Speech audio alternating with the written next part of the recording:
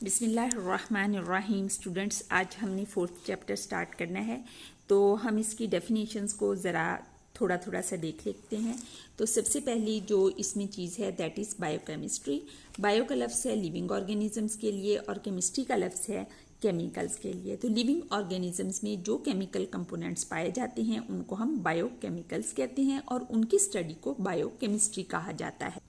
Students, living organism में होने वाले तमाम processes, biochemical organisations and all functions occurs in them are due to biochemical processes taking place in this organisation. जैसे food के अंदर जो एनर्जी है वो केमिकल एनर्जी है, फूड से ये एनर्जी रिलीज होती है, वो ऑक्सीजन के अटैच होने से रिलीज होती है। तो इस तरह से बायोकेमिस्ट्री बायो की एक बड़ी इंपॉर्टेंट ब्रांच है। सेल के अंदर होने वाले तमाम केमिकल रिएक्शंस को कलेक्टिवली मेटाबॉलिज्म कहा जाता है। मेटाबॉलिज्म को दो चीज़ों में डिवाइड किया जाता है, एक है कैटाबॉलिज्म जिसमें चीज़ ब्रेक डाउन होती है और एक है एनाबॉलिज्म जिसमें नई चीज़ सिंथेसाइज होती है। प्लांट्स में फूड की सिंथेसिस एनाबॉलिज्म है और एनिमल्स में फूड की ब्रेक डाउन कैटाबॉलिज्म है।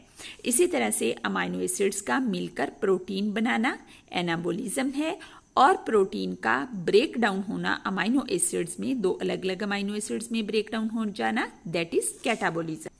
स्टूडेंट्स, बायोलॉजिकल मॉलिक्यूल्स के बारे में देखते हैं। तो लिविंग ऑर्गेनिजम्स के अंदर जो केमिकल्स पाए जाते हैं दैट आर बायोलॉजिकल मॉलिक्यूल्स। जैसे कि वाटर है, तो वाटर चूंकि लिविंग ऑर्गेनिज्म के सेल्स में 80% वाटर ही पाया जाता है, प्रोटोप्लाज्म में वाटर की मिकदार सबसे ज़्यादा होती है, इस वजह से ये एक biological molecule. What is protoplasm? तो living part of cell is called protoplasm. Cell wall को निकाल के बाकी अंदर वाला तमाम पार्ट प्रोटोप्लाज्म होता है। वो केमिकल कंपाउंड्स जो कि कार्बन कंटेनिंग होते हैं इनको हम ऑर्गेनिक कंपाउंड्स कहते हैं। ये नेचुरली प्रेजेंट होते हैं लिविंग ऑर्गेनिज्म में, लेकिन आर्टिफिशियली इनको लैब में भी सिंथेसाइज किया जा सकता है। इसके अलावा carbohydrates, proteins, lipids and nucleic acids ये इंपॉर्टेंट ऑर्गेनिक मॉलिक्यूल्स हैं जो कि लिविंग ऑर्गेनिजम्स में पाए जाते हैं।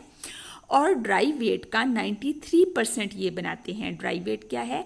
सेल के अंदर जैसे कि हमने पढ़ा कि 80% तो वाटर मौजूद होता है, लेकिन अगर हम वाटर को निकाल दें बाकी जो चीज़ रह जाती है वो ड्राई वेट है। ड्राई वेट में से 80% ये चार मॉलिक्यूल्स पाए जाते हैं, carbohydrate, protein, lipids and nucleic acid. बाकी के 7% तमाम ऑर्गेनिक मॉलिक्यूल्स जो कि स्मॉल ऑर्गेनिक मॉलिक्यूल्स हैं, जैसे कि वाइटामिन्स हैं, इनऑर्गेनिक मॉलिक्यूल्स हैं जैसे कि carbon dioxide, acids, basis and salts, ये पाए जाते हैं। ऑर्गेनिक कंपाउंड्स क्या होते हैं स्टूडेंट्स? तो organic compound carbon based compounds होते हैं जिनके अंदर कोई फंक्शनल ग्रुप होते हैं। जैसे कुछ में फंक्शनल ग्रुप OH होता है, कुछ में फंक्शनल ग्रुप CO होता है, कुछ में फंक्शनल ग्रुप COOH होता है और कुछ में फंक्शनल ग्रुप NH2 होता है।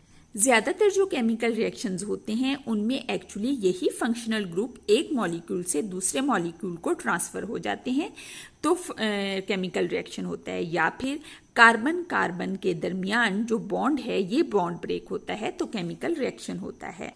सेल के अगर हम ड्राई मैस को देखें तो प्रोटीन 50% पाई जाती है, न्यूक्लिक एसिड 18% होता है, कार्बोहाइड्रेट 15% और लिपिड 10% पाए जाते हैं। टोटल 92% ड्राई वेट होता है और बाकी 7% और बाकी के ड्राई वेट होते हैं जिसमें इनऑर्गेनिक सॉल्ट्स, इनऑर्गेनिक मॉलिक्यूल्स जैसे carbon dioxide, acid base and salts और वाइटामिन्स मौजूद हैं। ज़्यादातर ऑर्गेनिक मॉलिक्यूल्स का साइज़ बड़ा होता है, इस वजह से हम इनको मैक्रो मॉलिक्यूल्स बुलाते हैं। मैक्रो का मतलब होता है लार्ज। तो ज़्यादातर ऑर्गेनिक मॉलिक्यूल्स लार्ज साइज़ के होने की वजह से हम इनको मैक्रो मॉलिक्यूल्स कहते हैं। ये मैक्रो मॉलिक्यूल्स पॉलीमर्स की शक्ल में होते हैं। पॉली का मतलब है मैनी और मर्स का मतलब है यूनिट्स, यानी कि बहुत सारे यूनिट। जैसे कि प्रोटीन है तो वो इस तरह से अमाइनो एसिड्स की चेन की शक्ल में प्रेजेंट होती है। ये chain of amino acid is actually polymer of amino acid.